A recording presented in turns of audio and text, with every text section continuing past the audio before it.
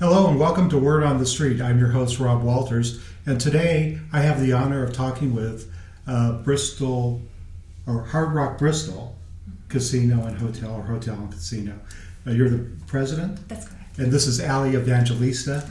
And so, Allie, talk to me a little bit. You have an interesting background and rise to the top. Tell me your story.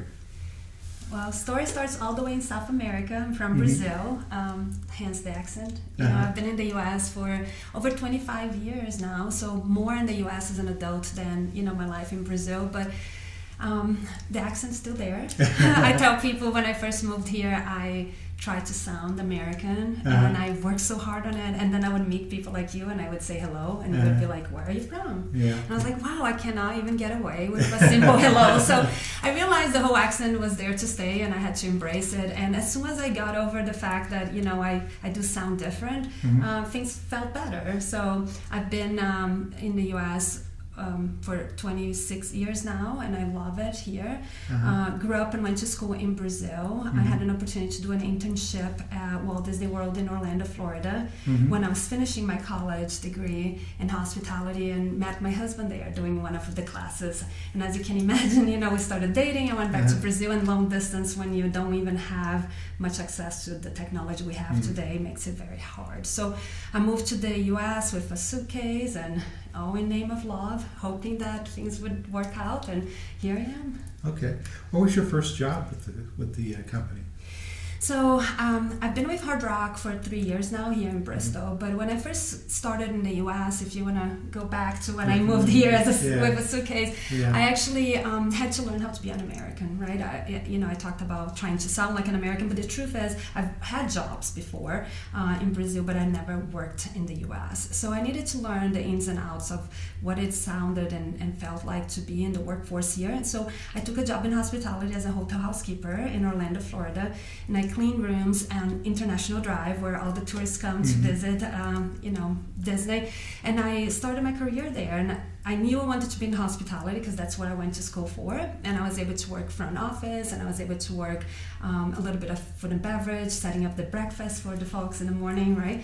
And eventually got into the gaming industry in 2006 in Missouri. Hotel manager at the time that I started in gaming was working in gaming, but I worked with him in Orlando, and he made a phone call, said, the gaming industry is changing a lot. We're going from a lot of, we don't do this, we don't do that, people are cheating us, to we are a guest hospitality industry, so we wanted to hire people from outside the industry. So I went to Missouri to interview for a job in slots, and I honestly, that was the first time I saw a slot machine in my life, and it was very overwhelming, and it felt really exciting. I ended up turning down the job, eventually negotiated the opportunity, and moved to Missouri with my husband. It's been about almost 20 years now. Wow. So you said you've been the president up in Bristol for about 3 years now, 3 years? Yes, just a little over 3 years. So talk to us a little bit, give us a balcony view of the casino, the hotel, and the journey so far. It's been a lot of fun. As you can imagine, a very old closed mall for several years, transforming that to where we have today. When I first came to Bristol, I think it was December of 2021, to look at the location, I remember walking the walls of Sears and the mirrored columns, and it looked like a department store that had been closed down, and they're trying to sell me this casino idea, and I'm like, I don't see it. We walked the mall, and I just remember falling in love with the community. I went to meet with Clyde Stacy and Jim McLaughlin and their team, and we had dinner at the Old Farm, and it just felt so natural. I had an opportunity to stay in town for a couple of days, and really was my interview, but I also wanted to understand what the project was all about. So when I first got here, I realized this was a community I wanted to be part of. I've been in gaming for a long time now. I worked in 7 different states. At that point in my career, I kind of start getting an opportunity to actually choose where I want to go, right? At first you eat a lot of frogs, you just go where they send you, and the opportunity is there, and then it gets to a point where you're like, well, I think I get to be a little more picky. And I never really had this interest in going to Las Vegas or Atlantic City. That doesn't mean I would never do that. It's just never been my cup of tea. Right. I feel that the small communities have a much bigger impact from what we do. As you can imagine, we're a very much for-profit organization, but we do a lot of things for the community. And typically when you are in a town where there's casinos everywhere, your impact's a lot smaller. So I saw the potential of what has happened economically here in the area, and I thought I want to be part of this. So fast forward, we opened the temporary facility in July of 2022. We had overwhelming support of the community, not just from pre-casino voting us in, which was also a big determining factor for me to come here. I knew people wanted us here, and that was something that was exciting for me. And then we operated for a while, which is interesting too, because if you stop to think, there's no casinos in the area, so you're hiring really true community folks. And you're actually training them in an industry over 90% had never been to one for entertainment alone, certainly not worked in one. So a little bit of my story, I was able to relate. Look, when I got a job in the casino industry, I had never been in a casino, so you're going to be just fine. If I can do this, so can you, right? And the idea is to how do we present an industry that is not only financially profitable for people to build a nice, wealthy life, but also something they enjoy doing, because it is a fun job, right? We're not usually saving lives.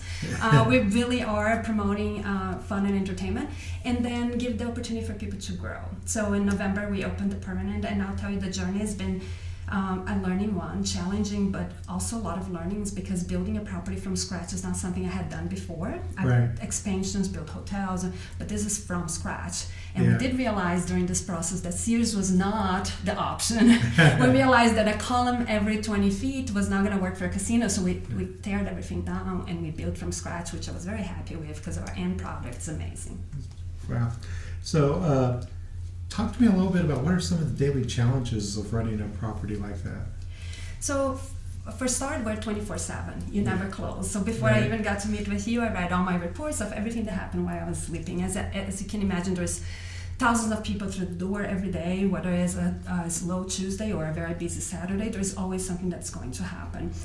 It could be as simple as an employee injury. They get hurt at a job, which could happen anywhere else, but it could be somebody upset about service. It could be somebody got ill, right? There's a lot of different things that happen. So the 24/7 world is very challenging. We're like Disney World, we never close in a sense, right? The other thing would be really a positive one, the challenge of training people in a new industry. So that is challenging, because typically when you open the doors to a new casino, you have an opportunity to hire people with experience. So as you can imagine, you come to play blackjack, you want the best dealer in the world, while we're training our community, and they're great people, but 4, 5, 6 weeks in a training room does not prepare you for the real world and the casino on the casino floor. So the fact that our team members have to learn a job from scratch, and you can just simulate so much. But with that said, the community has been very positive and supportive of our team members. Some people have helped me train them for 3 years before we even opened the permanent. So those are some of the bigger challenges, I would say. And then of course we have challenges, what I would call regulatory challenge. We're very heavily regulated industry, right? So having to hire folks, obviously the hiring market is always a challenge for everyone, but we have to actually apply and receive a Virginia lottery license to be able to work in the casino, and that requires people to not have any felonies. That already dismisses someone from the job. But at the same time, the process of applying for the lottery license, receiving the license, and then starting your job is quite lengthy. It could be 4 weeks, 8 weeks, sometimes even more, depending on the people's background. If you lived in 7 different states, your background check is going to be much longer. And so sometimes people are not able to afford to wait to start a job. So being able to actually work through that process with candidates and new team members that we wanted on the team, but they needed to understand the process. That's been challenging for the entire time. How many employees? We're about 1,350 to 1,400, give and take, depending on, we're doing hiring events often. We have a new class of team members starting almost every week now. So as a matter of fact, we have about 20 to 30 team members starting today as we speak. What are some other facts and figures about the property? So what I like to share with people is, yes, we are a casino, but we're an entertainment. So when it comes to the casino, we have approximately 1,500 slot machines, 59 table games. We have a poker room that has 14 tables. We opened that in February. We have smoke-free gaming also on the lower level. We have 24-hour food and beverage. So, if it's 2 in the morning, you want to eat something fresh, made to order. We have constant grind, which is always available for salads, soups, and things like that. But what that means is we also are in a non-gaming environment. We have a hotel with 303 rooms, a spa. We have an indoor-outdoor pool. We're actually getting ready to open our food and beverage at the pool this week because of spring being here, right? Gotcha. So we have cabanas and people can enjoy a pool area. We also have entertainment. Music is a big part of what we do and why Hard Rock is such a good fit for Bristol. So we have Hard Rock Live. It fits approximately 2,200 people depending on the show, if it's all seated or GA. As a matter of fact, lots of entertainment coming, several successful sold-out shows already. And then we also do approximately 12 shows a week on our stages on property. So we have a stage in the Hard Rock Cafe that has 2 bands on Friday, 2 bands on Saturday. We have a small stage on Council Oak or a Steakhouse. The same thing, we do 2 acts per day. And then we have a stage in Marketplace, which is more like a Bristol vibe, country, things that are a little bit more local, and that's also available. And those are all complimentary to the public. Talk to me a little bit about what distinguishes the Tri-Cities from other places you've lived. So much. Being able to live and work in a lot of small towns across the U.S. I started in Missouri, as I mentioned, but I worked in Iowa, I worked in Pennsylvania, I lived in Nebraska, Ohio, Maryland, and now here in the Tri-Cities. I would say the people. And I know people always say, what makes your life easier? What makes your life difficult? It's always people is the answer, but I'll tell you that people here are amazing. You notice right away when you get here. I love the fact that everybody's so embracing folks from other areas. People want us to move here. I moved dozens of families to the area to work here, and they all absolutely love the people. Great. What keeps you up at night?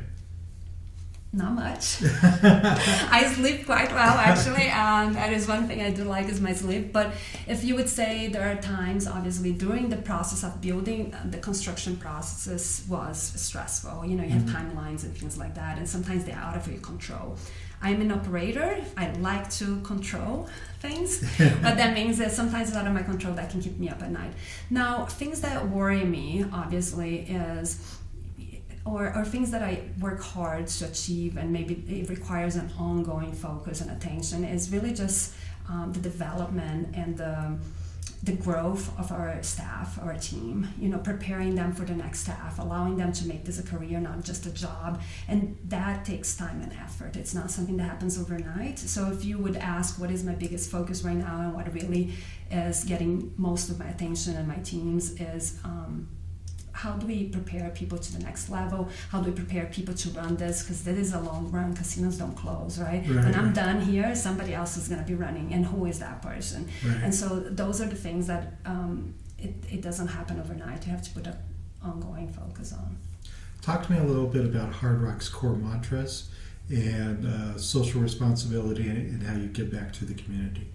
So what's really interesting about Hard Rock, as you know, I joined the company 3 years ago, is learning the story of the company. We started as a restaurant in London almost 54 years ago, and there's 2 folks that actually founded the company. They actually determined what our motives were. Love all, serve all, take time to be kind, always one, and save the planet. If you stop to think, fast forward over 50 years later, couldn't be more fitting than the world we live in today, right? And there is not one person that I hire or that I speak to that is on our team that doesn't relate to one or all of those. Personally, love, take time to be kind, because I think it has a lot to do with this community. Everybody here is so kind. We focus a lot on giving back again to being in a community where people can benefit from great paying jobs and great careers, but also in an area that people need a lot of help. There's a lot of nonprofit organizations that do amazing work here, and we have been blessed to partner with all of them, or if not most of them, for 3 years now. So that's been very rewarding. I get to work, but also feel fulfilled to help others. But my team members, amazing. A lot of the checks we write every month come from our team members. They actually have complimentary food in our dining room, but they also have a line that they pay out of their paycheck, and 100% of what they pay goes to the charity that we choose, and they help us select those organizations. So It's been very giving. We've done over $1.3 million in donations to local nonprofits, and we're just growing that because now we have obviously more guests and more team members that are involved. We are currently doing Habitat for Humanity. Not only the work, the checks that we write, but the work we do with our time. So it's great team building. It's one of the only properties I didn't have to incentivize my team members to sign up to give their time, whether it's the Food Bank or Humane Society or Habitat for Humanity or the 5K reward this Saturday. We have spots sometimes because there is a limited availability and it fills up with a waiting list you can't imagine. And now that we have more than doubled our staff, our challenges have been how can we find more things for our team members to give back to the community, and it's been very, very rewarding. Great.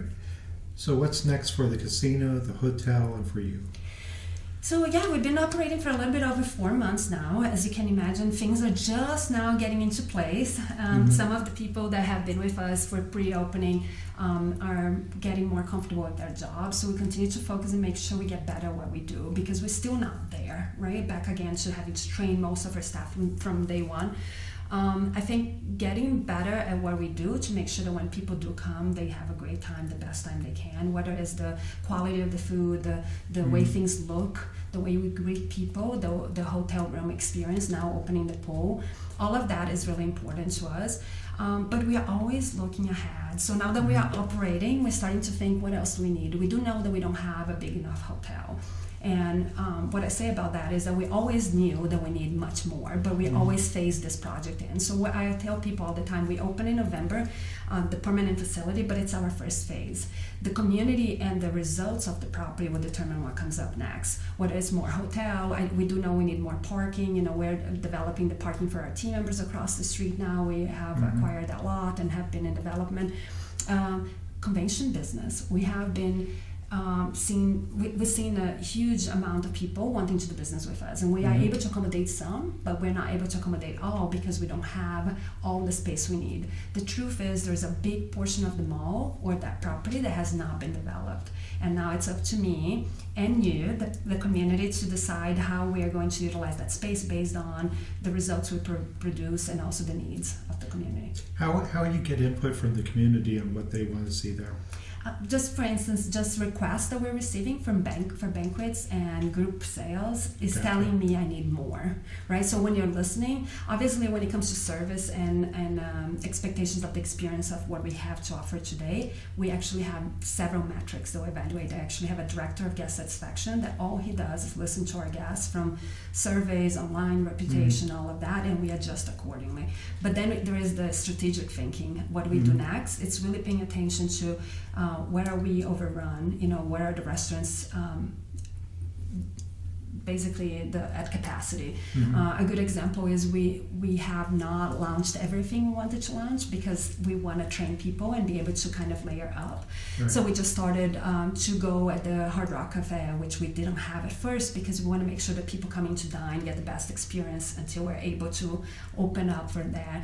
We just adding more options in our Asian restaurant, which is instead of replacing dishes, we're keeping everything we open with, but layering up more options for our guests to choose from. Everything made in-house from scratch makes things very, very technically difficult or time-consuming to train, right? We're starting a brunch on Saturdays and Sundays at Council Oak, which has been our most successful restaurant right now.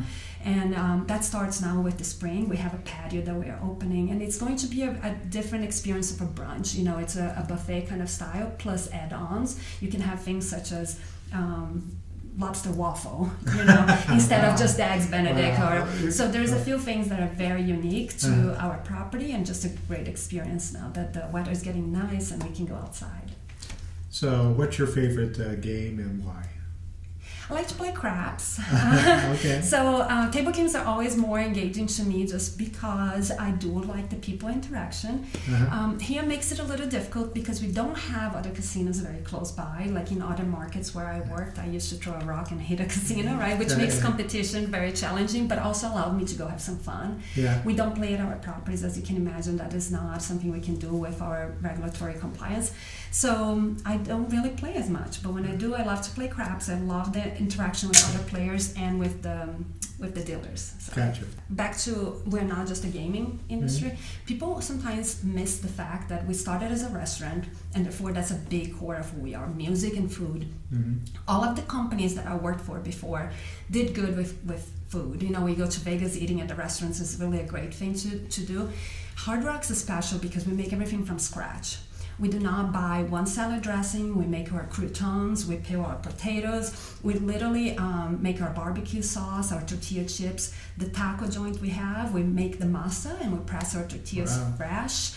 So everything is made from scratch, which makes hiring and training challenging, right? Because maybe you were a cook for several years at a restaurant down the road, and as you can also imagine is when you make everything from scratch, there's time, which adds money, and there's cost, right? So sometimes it's a lot cheaper to buy something ready. We make everything fresh because not only Hard Rock Cafe that has the same menu all around the world, so if you eat the quesadillas, just say the burger, the messy burger at the Hard Rock Cafe here, it's the same in Barcelona, that is true. But the other ones are things that we have made here, we prepare here.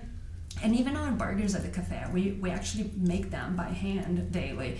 So the reason why I say that is because I have an amazing, talented group of culinary team. My executive chef is from Guam. He actually opened, he worked in Mandalay Bay in Vegas, opened the Win. He's right here in Bristol now with his family. His son works with us in our Asian restaurant. They're so talented. Roberto is another chef that I have that worked in Californian casinos for many years. He worked at Hell's Kitchen, and he can make some really amazing food that you could see in Gordon Ramsay's restaurant as well. And then I have just people that moved all over the country to be here because they love this area. So I always tell people, whether you gamble or not, it's a great way to go experience something different. Bristol and the Tri-Cities community now have freshly made food to your table with a different variety of things that you can try. And I would say, come have a cocktail, listen to some music, go to a concert. Very good. We didn't talk about the collection that you have. Memorabilia, yes. So one of the things that we do as a company is we have a huge collection of memorabilia for music, over 87,000 pieces at a vault in Florida. Wow. So for the past 3 years, we have the Department of Memorabilia collecting items. They traveled to Bristol, they connected with a lot of different people in the region to be able to find things that actually speak to the area, to our region. And we have approximately $1 million worth of memorabilia on property today. Wow. Not just country, there's a lot of things that resonate with the area and who we are, but also a little bit of everything. And you can go around and just see and read about each little piece of memorabilia that we have on our floor. Well, thank you, Allie, for visiting today. I appreciate it. And we'll see you next time on Word on the Street.